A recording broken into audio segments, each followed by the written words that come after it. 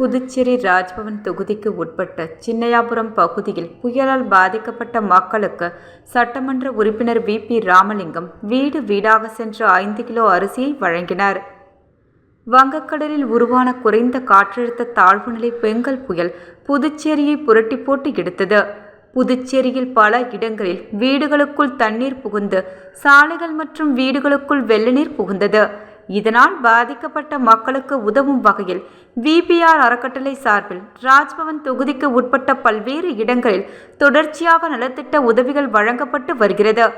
இந்த நிலையில் நேற்றிரவு சின்னையாபுரம் பகுதியில் சட்டமன்ற உறுப்பினர் வி.பி. ராமலிங்கம் வீடு வீடாக சென்று ரேஷன் அட்டைதாரர்களுக்கு 5 கிலோ அரிசியை நிவாரணமாக வழங்கினார்.